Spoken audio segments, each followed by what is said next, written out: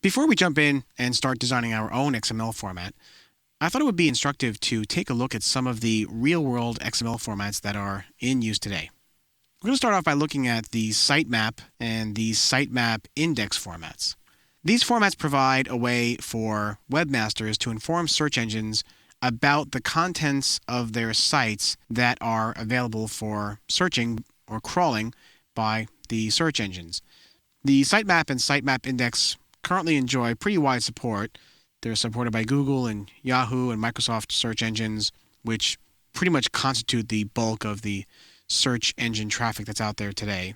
Now, I want to point out that Sitemap and Sitemap index don't affect the way that your sites appear or are ranked in the search engines. The whole point of these file formats is to tell the search engines how they can crawl your site more intelligently. This is not about search engine optimization or anything like that.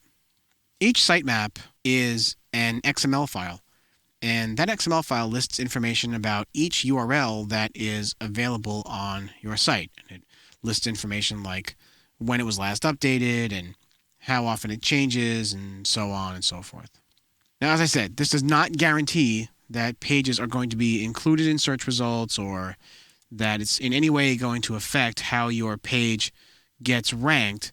The whole idea here is that this is a way for your site to inform the search engines about the structure of your site, how they should search the site, that kind of thing. You can find out more information about the sitemap and the sitemap index formats at the URL that you see here, www.sitemaps.org. Okay, so each sitemap file contains a collection of tags that define the URLs that the search engines should care most about. Now, sitemap files are limited to 10 megabytes in size. So if you have to use more than one sitemap file, then sitemap index files are used to group multiple sitemap files together. And you can imagine for websites that have a lot of URLs, such as, say, a large catalog shopping site, they want to index all of the URLs that are available. That can easily exceed 10 megabytes in size pretty quickly. So the sitemap index file is how you group multiple sitemaps together. Ideally, you place these files at the root of your website, and you then either include them in a robots.txt file or you submit the site directly to the search engines in order to let them know that these files exist. And the sitemap.org URL that I listed earlier has more detailed information on how to do this. These are only used as hints. The search engines don't use this to affect your site's search rankings. Let's take a look at the tags available in the sitemap file. Each sitemap file has a set of tags. Some of them are required and some are not. And this table lists all of the tags that are in the sitemap file format. So you can see there's 6 tags. So it's a pretty compact, pretty focused file format that does one job and does it well. The URL set tag, the one on the top here, it's required, and it encapsulates the file and it references the current protocol standard. So this basically serves as the root tag in any of the sitemap files.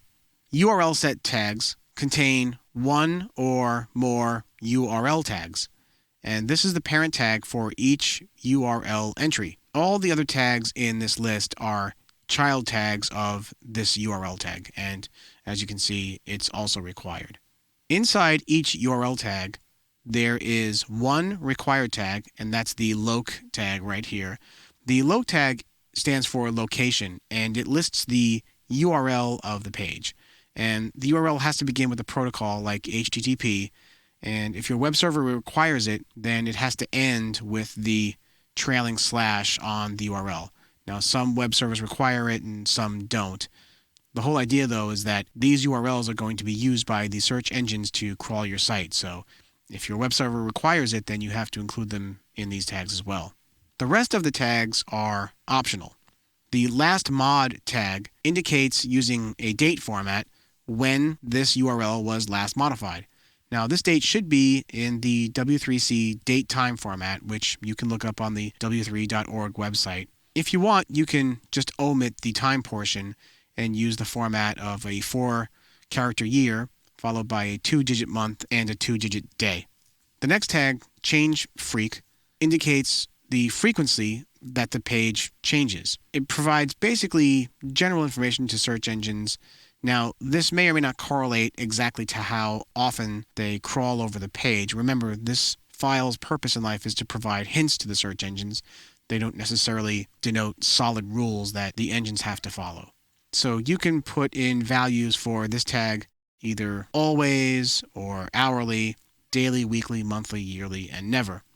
So if you place always in this tag, it means that the page is always changing. It's dynamic, and it needs to be searched each and every time as if it were a new page. The never value, you should only use that in cases of pages that have been archived and don't need to be searched anymore. Ironically enough, that may or may not mean that search engines honor that value. They may choose to search pages listed as never anyway, just in case there are unexpected changes to those pages. Again, these are hints. And then finally, there's the priority, and that's also optional.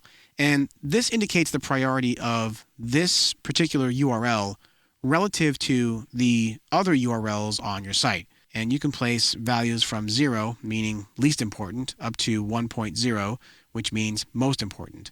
And the default priority, if you don't specify this, is going to be 0.5, meaning it's kind of a middle priority. Now, this priority, again, does not affect how your page gets listed in search engine rankings. It just indicates how important the file is relative to the rest of the ones in your site. So this is what a sample sitemap looks like. You can see at the top there's the XML declaration. And in XML version 1.0, this is optional, but it's always a good idea to declare it anyway. In 1.1, this became mandatory, but in XML 1.0, the XML version is not needed, but I always like to put it in because it's proper XML. You can see here's the URL set at the top of the page, and it references its namespace in case we wanted to include this in another file. We wouldn't have name collisions. And then inside the URL set, you have a collection of URL tags. You can see that each one of these guys has a location tag, but not all of them have, for example, priority or last modification. Turns out that each one of them has a change frequency, but again, those are optional as well. So this is a finished and complete sample sitemap. And you can see it's focused on one job. Its whole job in life is to tell search engines how often and which URLs they should crawl on your site. Okay, so moving along, looking at the sitemap index tags. Now, sitemap index files are even more compact, and that's because their only purpose in life is to group together multiple sitemap files. In the case that you build sitemap files that are larger than 10 megabytes, you have to break them down into smaller parts and then group them together using a sitemap index. So all but one of these tags are required. The sitemap index tag is required, and it's the root tag of the document. The sitemap tag is also required. These go inside the sitemap index root tag, and there can be one or more of these. And each sitemap tag essentially encloses the location and last mod tags about each sitemap file. The location, or loc tag, indicates the URL of the sitemap that it points to, and last mod is the time that the corresponding sitemap file was last modified. Now, it does not correspond to the time that any of the pages in that sitemap were changed. It's the file itself. And again, this should be kept in W3C style datetime format. Here we have a sample sitemap index. So you can see that in this case, we have a sitemap index. This is the root, and here's its namespace declaration. And this sitemap index file points to two different sitemaps. This one here has an example URL. This one has another one, and we indicate when they were last modified. This is what the W3C datetime format looks like. And if you want to omit the time portion, which starts from the T and goes to the end, you can just use a 4-character date followed by a 2-character month and 2-character day. That's essentially sitemaps and sitemaps index files in a nutshell. What I'm going to do now is jump over to the code really quick so we can look at it in the editor. Okay, so here we are in the code, and if you have access to the sample files, then you have these files. I've included the example XML files for both the sitemap and the site index files, along with the schema files for each one of these, in case you have a tool that can use schema files in your XML design. So here you have the sample sitemap XML file that we looked at in the slides. and you can see here the various tags. This is the corresponding schema that goes along with it. And the schema file basically lays out the rules that an XML file has to follow. So you can see that this is defining what elements are allowed and where they can go inside the sitemap file. Same over here for the site index. This is the sample file, and here is the schema that goes along with the site index file. So that's a pretty simple example to get our feet wet with a custom real-world XML format. Let's take a look now at a more complex example, and that's the RSS file format.